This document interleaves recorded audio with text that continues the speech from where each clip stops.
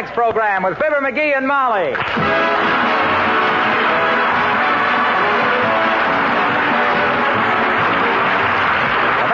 Johnson's Wax, Johnson's Carnew, and Johnson's Self-Polishing Glow Coat present Fibber McGee and Molly, written by Don Quinn, with music by the King's Men and Billy Mills Orchestra.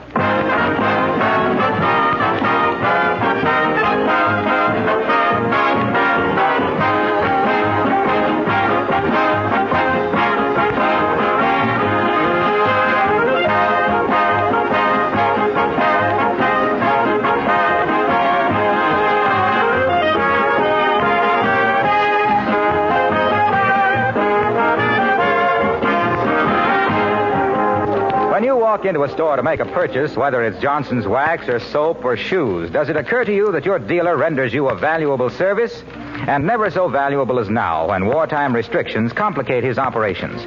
He buys a little of this, a little more of that, things he believes you're going to need, and he puts them on his shelf until you come to buy them. He has to have a convenient location, people to wait on you, and maybe delivery service. Now, if that's all he did, you still couldn't get along without him. But he does more. He exercises buying judgment on your behalf. Selects from among the goods offered those that he can recommend to you and stand back of. For your protection, Johnson's Wax, Johnson's Self-Polishing Glow Coat, and Johnson's Carnew are sold only through recognized dealers, never by independent door-to-door canvassers. Remember this, if a house-to-house canvasser ever offers you such a product under a Johnson name...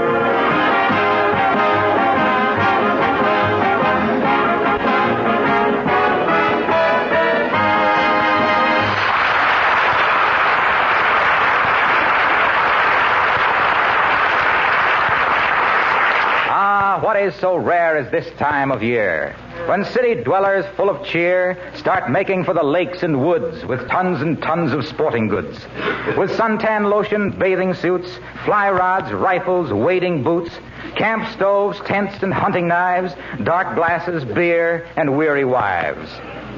Full of fun and fancy follies and plans like Fibber McGee and Molly.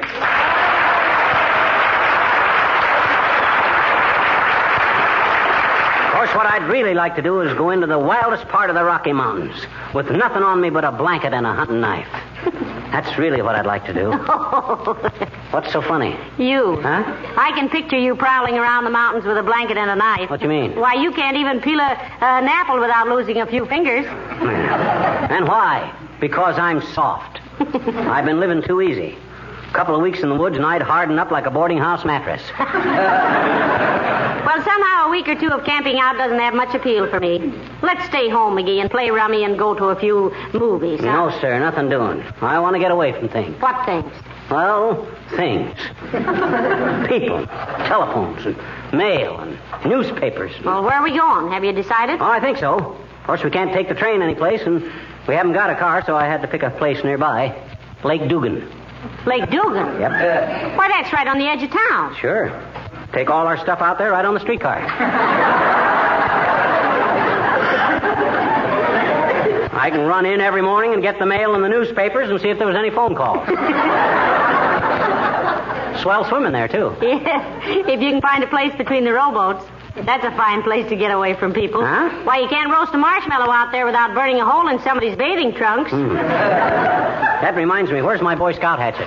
Well, you threw it away. I did? Sure, because it cut your wrist when you tried to open a can of tomatoes with it. Huh? Remember? I washed your wrist off with boric acid and your mouth out with soap. Where's my rifle? Well, it's practically all rusted to pieces. Rusted? How did it get rusted? Well, you said it was almost impossible to get cartridges for it now, so I had to have something to stir the washing with. Oh, my gosh. All my equipment is shot. Why, come in. How do you do, Mr. McGee? Hello, Mrs. McGee. Hi, sis. Hi. Well, how do you do, I'm sure. I just stopped in to tell you I'm going on my vacation for the next 2 weeks, and to wish you a very pleasant summer. Well, gee, sis, thanks. Thanks very much. Same to you. Yeah, we hope you have a nice time, too, dearie. Yeah, sure. Sure. It'll be nice to hear your voice again in the fall. Well, good day. Good day. Good day. Who's that? I don't know. I thought you knew. I never saw her before in my life. I was going to ask you. Why, this is terrible. I'm going to ask you. Yeah, you better find out. Yoo-hoo! Wait a minute, dearie. What's your name? Mert. Oh, thank you.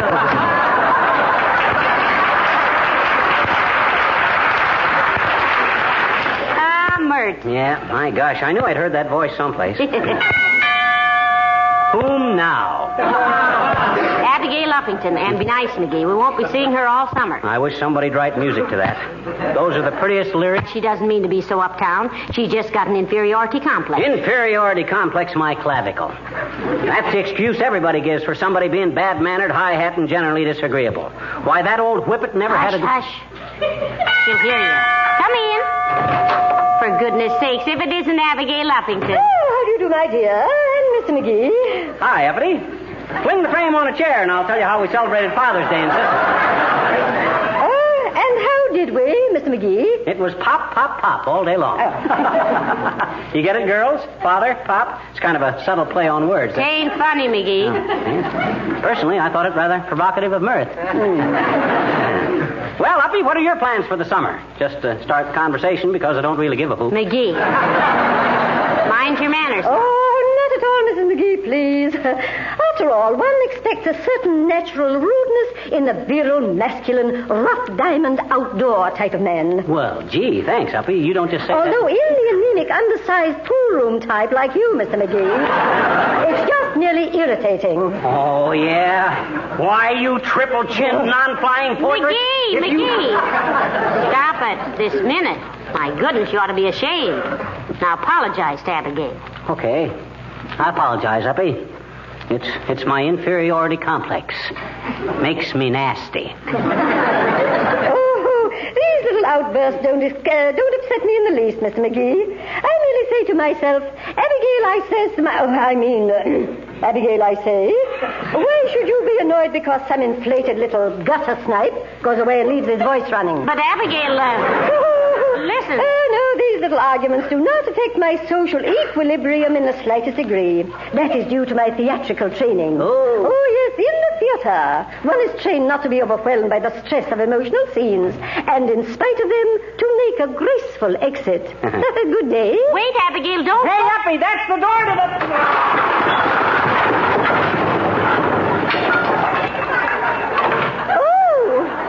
Wrong exit. Goodbye.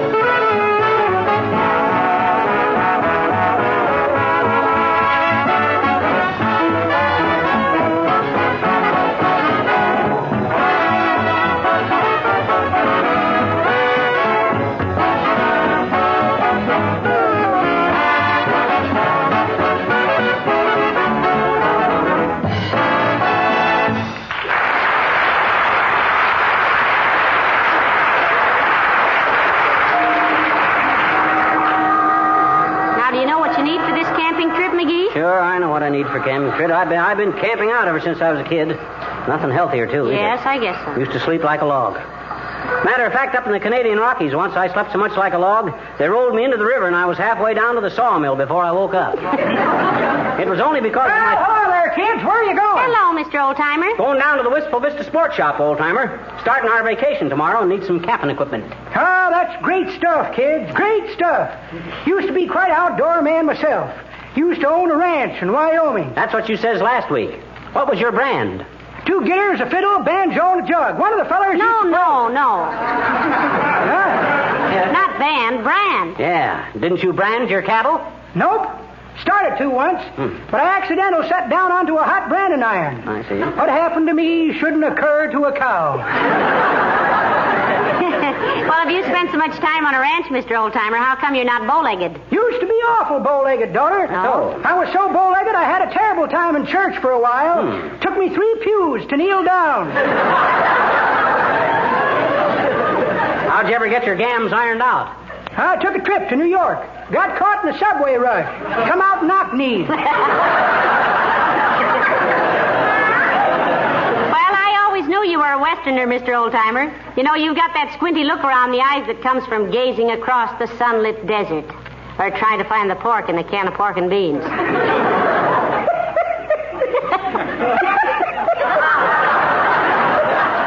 pretty good, daughter. But that ain't the way I heard it. The way I heard it, one feller says to... Gotta get going. Have a nice summer, kids. See you in the fall. Hey, what's the rush? I got a date with my gal, Johnny. Librarian at the library. She reads to me every afternoon. We're on Black Beauty now, and I'm pretty worried how it comes out. Things the way they are now, I'm scared Black Beauty's going to wind up on a blue plate.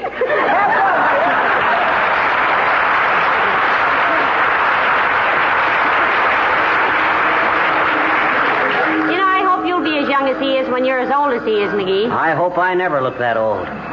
His face looks like it had wore out 3 bodies. Well, here's the sports shop, Molly. Come on. Good day, sir. What can I do for you? We're having special today on moose calls. Genuine Brazilian birch bark. They come in 3 tones, plaintive, urgent, and imperative. No thanks, bud. I don't want one. But, sir, why, on our last order, we asked for 6 gross.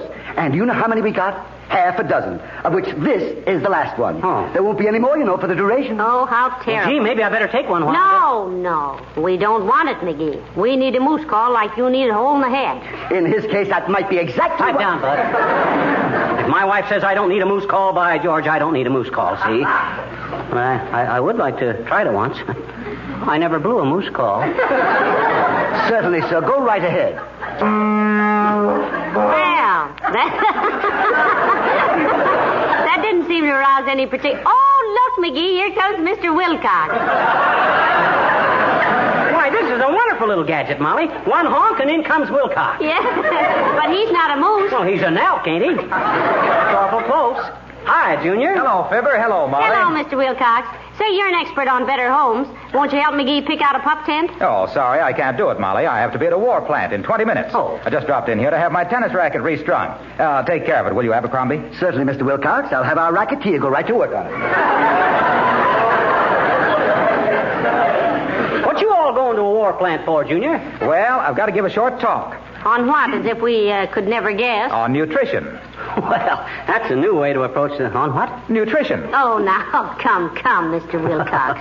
It's a fine product, we know, but even we who love it so dearly wouldn't eat it. Well, I'm not talking about that. I'm going to give a talk on the importance of war workers, yes, and other workers, too, maintaining their health by eating the right kind of bodybuilding food. Primarily butter and milk and cheese products. That's Group 4 of the government's nutrition program. I see. Yes, it seems the nutrition experts have divided all food into 7 groups. And to keep in fighting trim, we must have at least one food out of each group every day. Milk is one of the most necessary items in the whole list. So what if I don't like milk? My gosh, if I get plenty of meat and potatoes... You see, the milk and cheese group of the nutrition plan contains some of the most vital elements to human health. Milk furnishes about 3/4 of the calcium we need every day to build our bone structure properly. Milk and cheese are full of vitamin A, and without vitamin A, our eyesight is impaired. All grocery stores have lists of the 7 basic food groups posted up, and it's easy to refer to them when you do your shopping. Well, I think I'll close my little talk by saying, vitamins for victory. There's a great day coming, so drink your great day today. Oh. You like that? Oh. No, I don't. You don't? No. Well, then it must be good. I'll use it. See you later, folks. Goodbye, Mr. Wilcox. Hostile Wistful Vista, Junior. Is there anything in particular I could show you now, sir? Not right away, Bud. I want to kind of look around first. Yeah, we're mostly interested in camping equipment. He wants a pip tent. Pup tent. Well, give me the pip. Every time... Oh, look, McGee, here comes Dr. Gamble. Hello, Doctor. Hello, Mrs. McGee. Hello, McGee. Hi, Doc. Buying something, or did you just come in to get out of the fresh air? Start my vacation tomorrow, Doc. Going to go camping. Oh, that's great. Yeah. I can hardly wait to treat you for sunstroke, poison oak, chiggers, water in the ear, spider bites, and fish hooks in the gluteus maximus. You know, I'm going to make him be more careful this year, Doctor. Oh, it's no use, my dear. He's the kind who needs a lifeguard when he washes his hair. I think there ought to be a law against vacations. Here we build a man up and keep him in shape to do his daily work for 50 weeks out of the year, and what happens? He takes a vacation. Wow. He sleeps outdoors in a damp cot. Exercises like a commando when his greatest effort for the past year has been tearing the band off a cigar. He swallows gallons of muddy lake water. Tush. You're just an old sourpuss, Doc. You think everybody ought to go through life chewing on a thermometer and walking on their hands so they won't get their feet wet? Well, the doctor just doesn't like to see people make fools of themselves, dearie. You're quite right, Mrs. McGee. But it's like trying to keep an apple seed from making an apple of itself. Well, I hope you folks enjoy yourselves this summer. Take a good rest, my boy. Thanks, Doc. And my boy, don't be like most men on a vacation. Huh? Remember, this little woman is your wife. Not a red cap, a washing machine, or a nursemaid. Let her have some fun, too.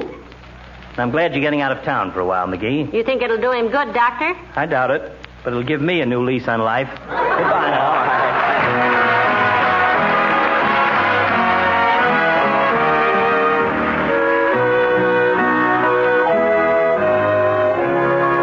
The King's Men and a little close harmony. The old songs, the old songs, are good old songs for me. I love to hear those minor chords and good close harmony. Down in the cornfield, hear that mournful sound, mournful sound. All the darkies am a-weaving masses in the cold, cold ground. Hush, hush, don't make a noise while the old man's sleeping. Run in the barn, get out the boys, and we'll have a little banjo meeting. Down in the cornfield, hear that mournful sound. All the darkies am a-weaving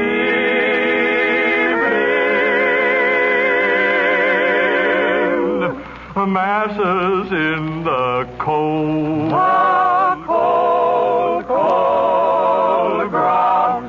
The cold, cold ground.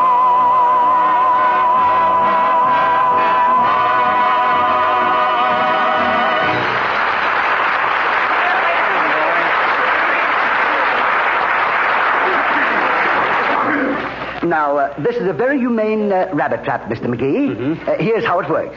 We put a piece of lettuce on the trigger here, cock the spring, then Mr. Rabbit comes along. See? He sniffs the lettuce, takes a bite, and that blank cartridge explodes.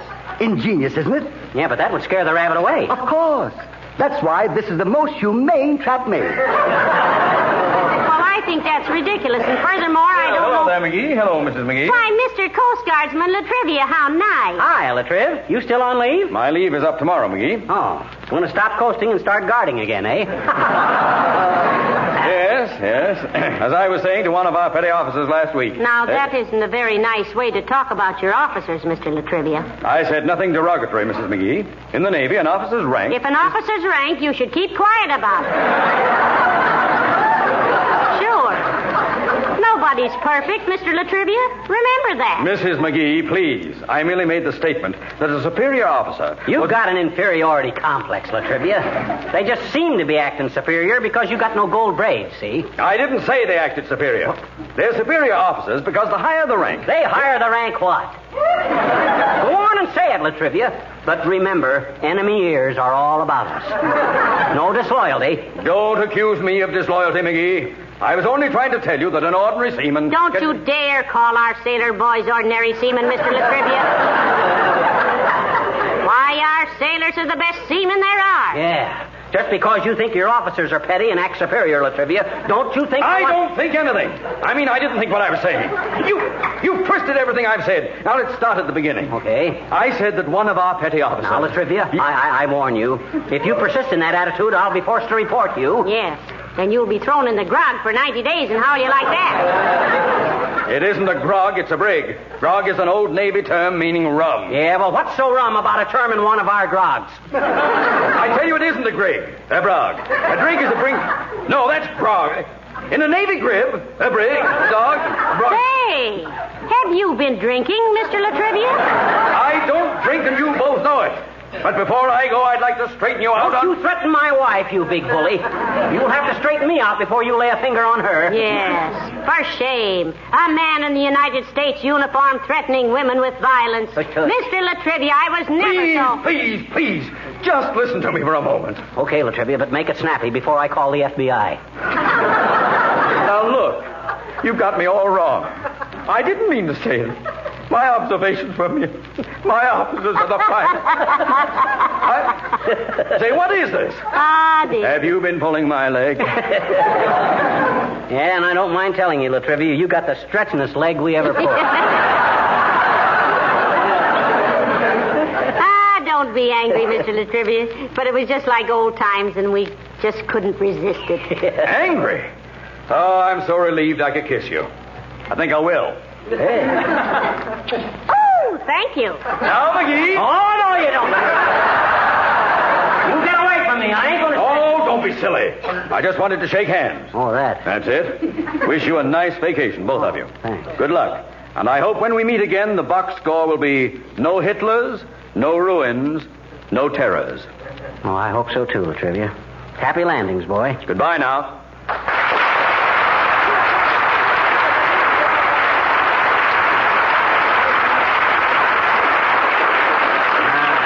Great little guy, Latrivia. Little? Yeah. Did you see his chest? I was scared to death he'd take a deep breath and push us right through a showcase. Yeah, he's a pretty husky little... Oh, you got that sleeping bag I asked for, Bud? Yes, sir. A genuine snug bug sleeping bag. Uh-huh. We have 2 of these, though the other one is damaged, which makes this one the last one we have in stock. For the duration? Yes. Hey, that's pretty good. A sleeping bag. Just crawl in and zip it up, eh, Bud? That's all. Waterproof, sun-fast, and guaranteed as long as it lasts. Now, listen, McGee, I don't think you want to... Oh, hello there, Mr. Wimple. Hello, Mrs. McGee. Hello, Mr. McGee. Hi, Wimple, old man. You like this sleeping bag? I'm thinking about buying it for a little camping trip Molly and me are going on. Oh, I don't care much for them, Mr. McGee. Let sleeping bags lie is my motto. Mr. Wimple. Were you buying some vacation things? No, Mrs. McGee. Sweetie Face sent me down to pick up a couple of dumbbells. Oh. My goodness, I never expected to find you here. Is that a crack, Wallace? Well, of course not, Mr. McGee. I never make cracks. Oh. I learned my lesson last week when I flew off the handle with Sweetie Face. Oh. You did what, Mr. Wimple? I flew off the handle. You finally did it. Yes, I was out in the kitchen frying some eggs, and Sweetie Face came in. Yeah? She grabbed the frying pan, but I hung on to it, so she started whirling me around her head. Oh. Finally, I flew off the handle and crashed into the china cabinet. I bet she was sorry she did that. No, that made her more angry than ever. She said, "Aha, in your cups again," and slouted me with a refrigerator. Very violent woman, I'd say. Yes. You going to buy this sleeping bag, Mr. McGee? Well, I don't know, Wimp. Mind if I try this one on for size, Bud? Very happy to have you, Mr. McGee. We don't close till 5:30 if you'd care to take a little nap in it. Oh, no, McGee. Oh, I you ain't don't... sleepy anyway, Molly. Here, hold the top open while I wiggle into it. That's it. A little wider. That's it. Fits nicely around the hips, doesn't it? My goodness.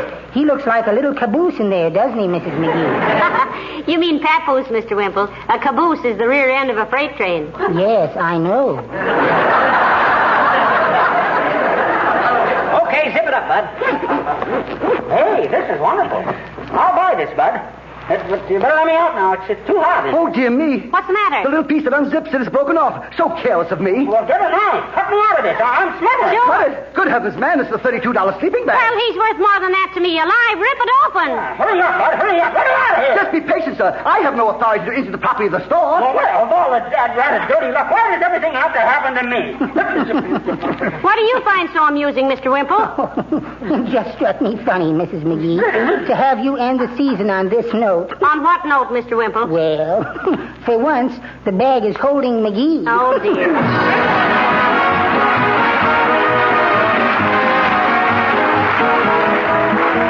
There's one thing we all have in common right now. We're very busy. There are so many demands on our time, both on the job and at home, that we're tempted to let certain things slide, just not get them done. You might think, for example, you could just forget the finish of your car. Let it look shabby as long as you watch things like the tires and batteries. But there's more to it than meets the eye. That dirt and grease and road scum that collect on the finish may be doing serious damage by chemical action. The only safe procedure is to remove that shabby film of dirt and keep the finish clean. Then it won't deteriorate. You can keep it clean so easily with Johnson's Car New, the easy-to-use polish that both cleans and polishes with one application, 2 jobs at once. Car New is a liquid. It dries to a powder, which is easily wiped off.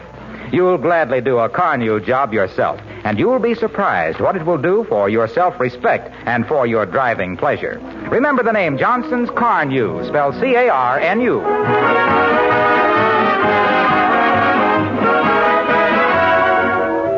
Ladies and gentlemen, on behalf of our sponsors and all of us connected with this show, we want to thank you once more for your wonderful support and loyalty. This last season, as you know, the makers of Johnson's Wax dedicated every 4th program to the presentation of some government message, some phase of the war effort which we thought we might make a little clearer to you in our own peculiar way. We want to thank Mr. Elmer Davis, his Office of War Information, for the highly efficient cooperation we've had in getting our facts straight and eliminating conflict with other programs. Yes, and keep tuning in this summer at this same hour. Because, you know, Johnson's Wax is again presenting MGM's outstanding teller of amazing tales, John Nesbitt, in his dramatic passing parade. Now, if you remember his famous Letter to Hitler last summer, which was so widely reprinted, you'll be interested to know that in his first show next week, he gives you a new letter to Hitler. It'll be a wonderful series, and we know you'll enjoy it. So until McGee and I see you nice people again. Good night. Good night, all.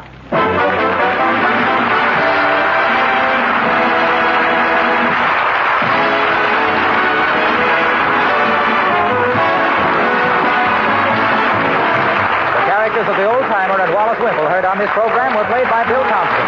This is Harlow Wilcox, speaking for the makers of Johnson Wax Finishes for Home and Industry, inviting you to be with us again next Tuesday night when we bring you that outstanding teller of amazing tales, John Nesbitt, in his passing parade.